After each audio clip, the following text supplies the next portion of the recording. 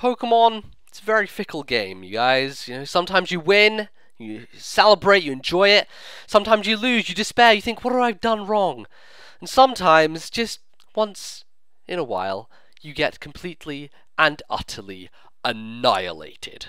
So, with those words in mind, let's proceed to today's battle. This is a game where I'm using a really interesting team because it has no structure, but it has a Furfrou, and I want Furfrou to do something, so hopefully it will. Anyway, lead off with Mamoswine against a Noivern. My first instinct is to get up Stealth Rocks. I'm thinking perhaps the switch is imminent because it doesn't want to be hit with an Ice Shard or an Icicle Crash and die, but ends up just Dragon Pulsing me, which is curious. It allows me, on the second turn, to go for an Ice Shard, and still the Noivern stays in, which I wonder what the logic behind that was, but regardless, it's gone, it's out the way, so I don't need to worry about it anymore. But in comes Aegislash, which can be a problem for me, especially when it has Shadow Sneak and it can brutally murder me with it. So I'm going to go into Gyarados.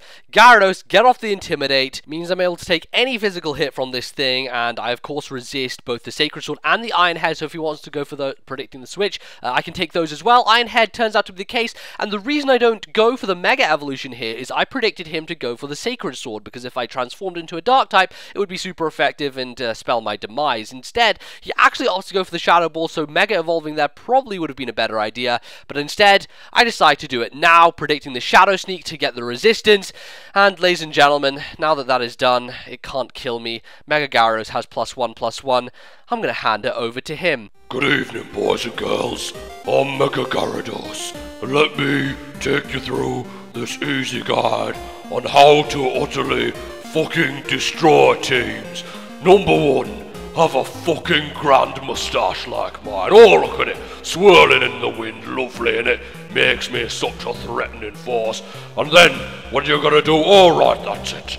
You're gonna go ahead, learn all the ways of the Force, like Waterfall, an absolutely cracking move, which destroys spiders or anything underfoot. Number 2, be named after a fucking thick-ass noodle like I am. Nobody, not even a giant fucking elephant, will be able to chomp me down and survive. I get lodged in your throat just like that, and the elephant is gonna fucking die. Oh yes it does. In comes the dragon. Well, here's to lesson number 3. Never underestimate Stone Edge. It'll miss sometimes, oh aye, that'll do. But when it doesn't, oh my lord, it murders dragons. Speaking of dragons, Garraway, in comes Charizard, the great pretender. Always thought it was a dragon, always dreamed of being a dragon. But you know what? Who looks more like a fucking dragon than you? Oh aye, Mega Gyarados.